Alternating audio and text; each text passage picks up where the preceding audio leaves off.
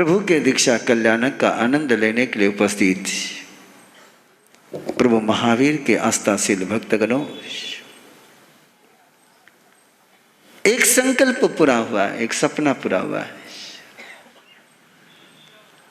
एक पिंजड़े से पंछी मुक्त हो गया। अपना ही बनाया हुआ पिंजड़ा था, अपना ही दिया हुआ वचन था, बिन मांगे दिया हुआ वचन था। जिसको वचन दिया उसको पता भी नहीं था, और वचन पूरा हो गया। त्रिशला और सिद्धार्थ संलेखना की आराधना कर 12वें देवलोक में पधार गए।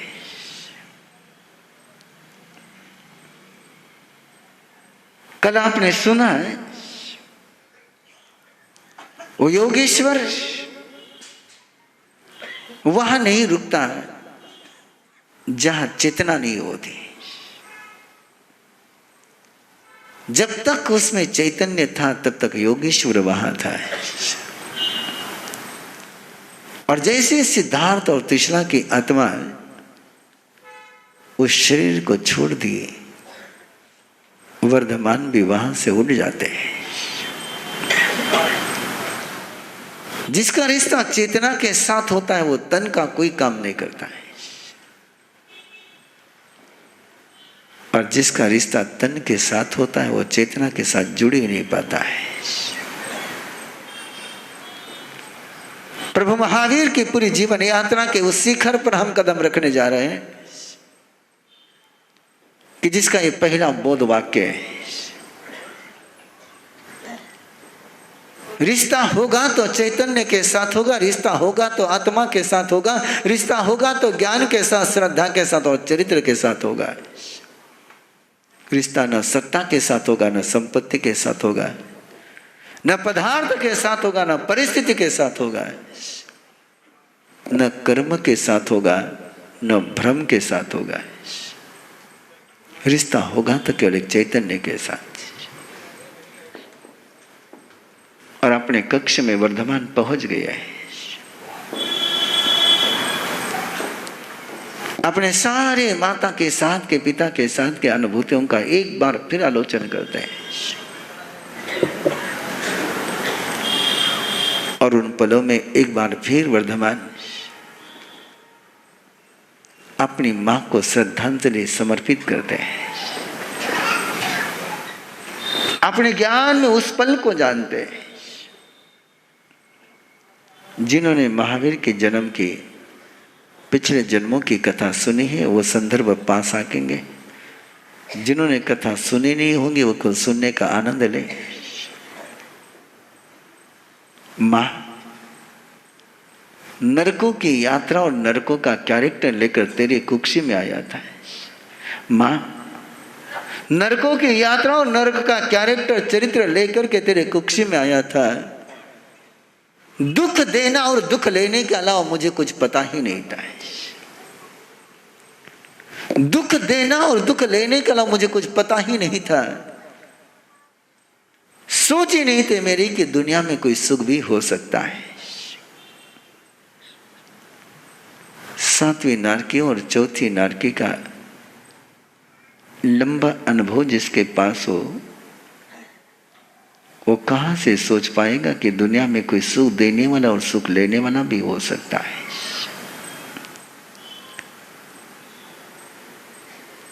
तूने मुझे संभाला, तूने मुझे ढाला,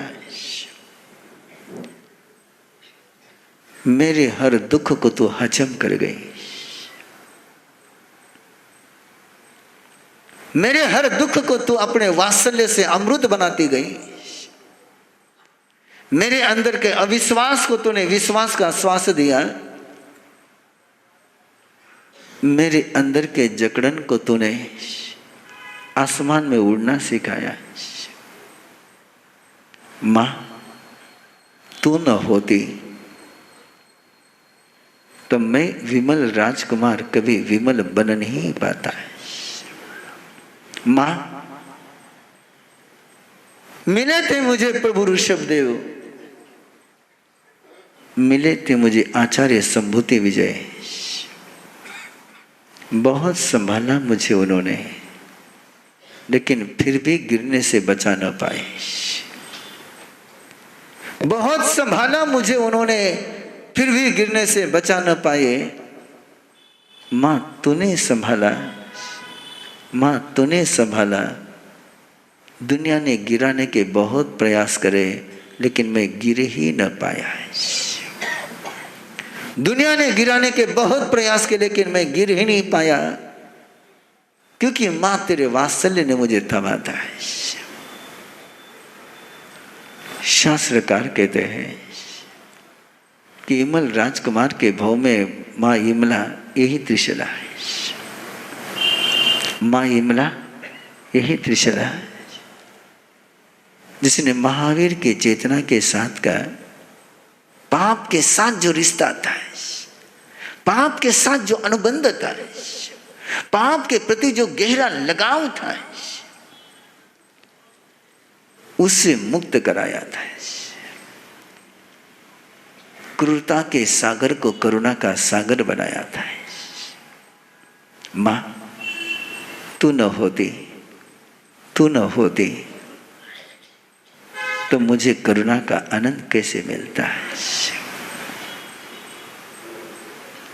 तेरा ही सपना था, तेरा ही अरमान था, तेरा ही सपना था, तेरा ही अरमान था कि तेरा लाल दुनिया को आनंद देने वाला बने। तेरा लाल दुनिया को आनंद देने वाला बने। मां तेरी अरमानों की शक्ति पाकर के ही इस शिखर पर पहुंचा हूं। मेरे अनुभूति को मां स्वीकार करना है,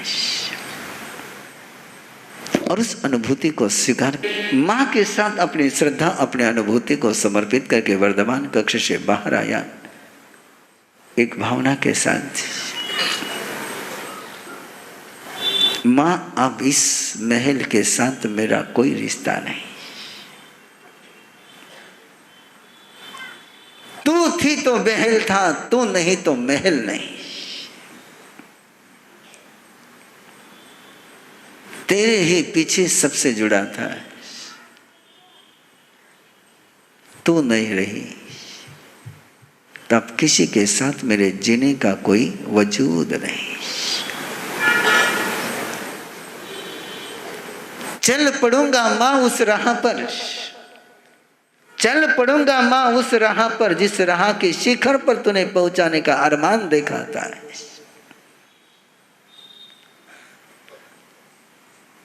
और वर्धमान अपने कक्ष से चल करके वहां पहुंचते हैं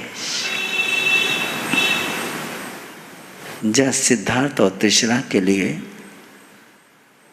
पूरी पूरी प्रजा श्रद्धांजलि की सभा संपन्न कर रही है।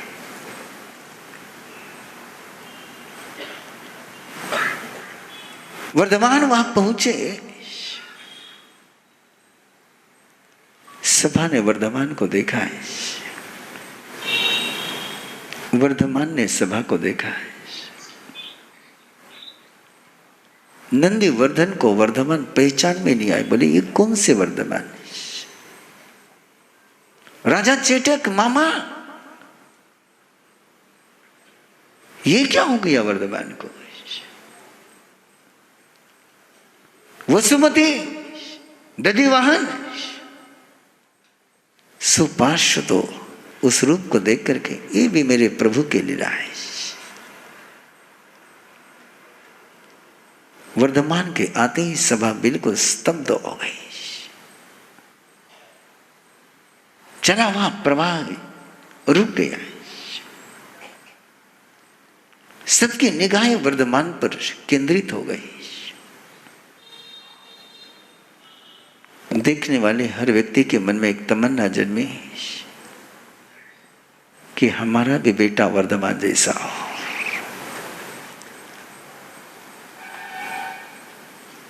जो मृत्यु की वेदना से मुक्ति के आनंद में पहुंचा दे।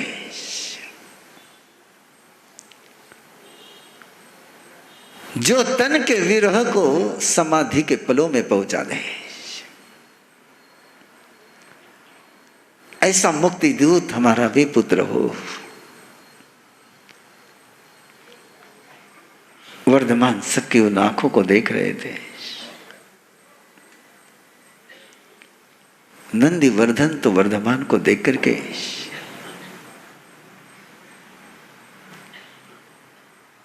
अपनी मां के शब्दों को याद करता रह गया। मां ने बहुत बार कहा था कि नंदीवर्धन, जब तक मैं हूं तब तक वर्धमान तेरे साथ है।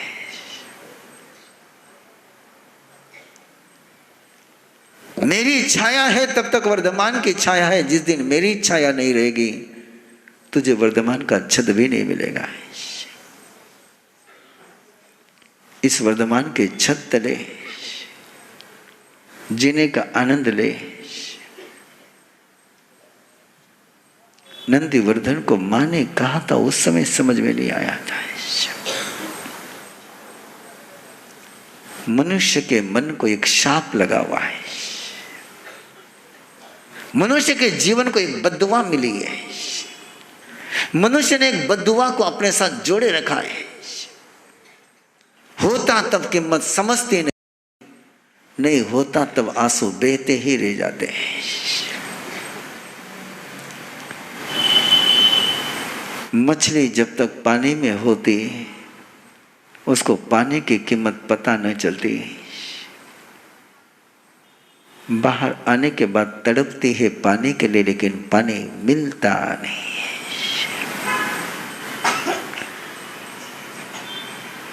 भाग्यशाली होते हुए लोग जिनको पानी में रहते हुए पानी की कीमत पता चल जाए। छत के होते हुए जिनको छत की कीमत पता चल गई, उनकी छत कभी जुदा नहीं होती। और छत के रहते हुए जिनको छत की कीमत नहीं समझी, उनको छत कभी नसीब नहीं होती। नंदीवर्धन के कानों में वे शब्द गूंज रहे थे मां के कि जिस दिन मेरी छाया न रहेगी तुझे वर्धमान की छत नहीं मिलेगी। और वर्धमान की तरफ वो देख रहा है। क्या मां के शब्द सत्य होंगे? क्या जैसे माता पिता मुझे बिलखता छोड़ गए वैसे वर्धमान छोड़ के चला जाएगा?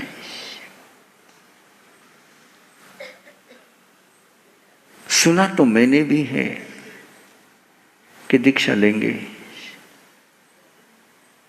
लेकिन मुझे बिलखता हुआ दीक्षा ले लेंगे।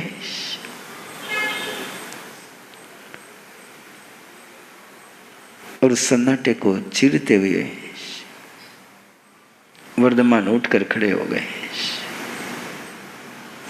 जैसे वर्धमान खड़े हो गए, चेटक से लेकर तो दधिवाहन तक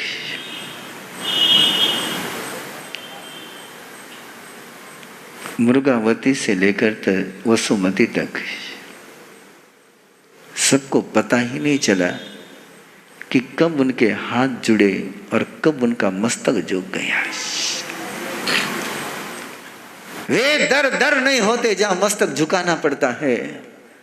दर तो उसी को कहते हैं जहां मस्तक झुके बिना नहीं रहता है। श्रद्धे वे नहीं होते जहां वंदना करनी पड़ती है। श्रद्धे तो वही होते हैं कि जहां वंदना किए बिना रहा न जा सके। प्रणाम के मुद्रा में जुड़े हुए वह हाथ, झुके हुए सिर, सबके अनुभूतियों को दरकिनार करते हुए वर्धमान ने उद्घोष किया,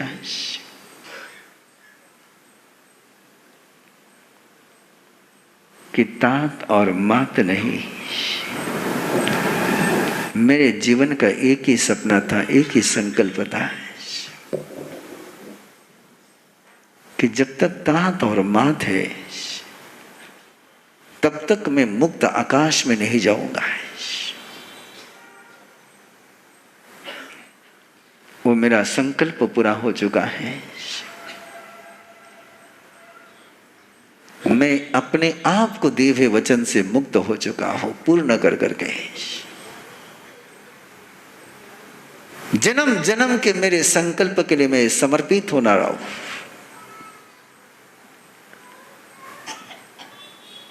जगत के सारे जीवों के लिए मैं जीऊंगा। जगत का कोई जीव पापी न रहे, इसलिए पाप मुक्त जीवन की मैं व्यवस्था दूंगा। और उस व्यवस्था को निर्माण करने के लिए मैं ग्रह, परिवार, कुल, समाज, जाति, सत्ता, संपत्ति, इन सब के बंधनों से मुक्त हो रहा हूं।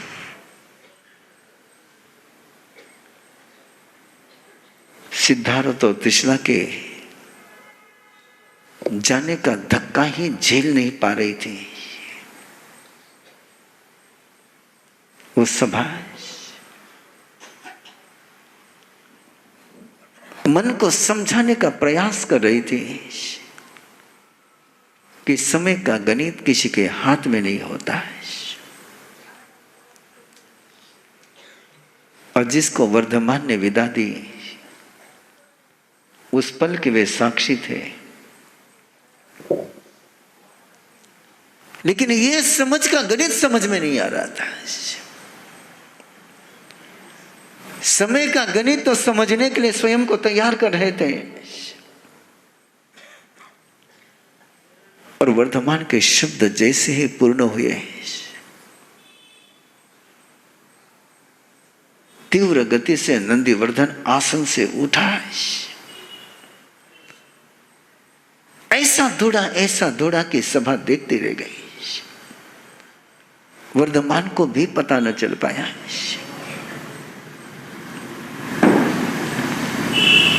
सीधा वर्धमान के चरणों पे जाके मत्था टेक करके कहने लगा कि नहीं वर्धमान,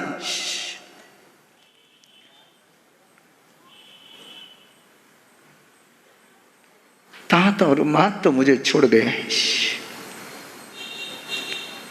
उसकी आग में झुलस रहा हूं।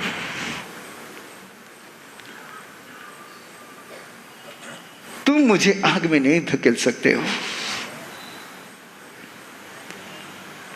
मैं तुम्हारा जाना नहीं स्वीकार कर सकता हूं।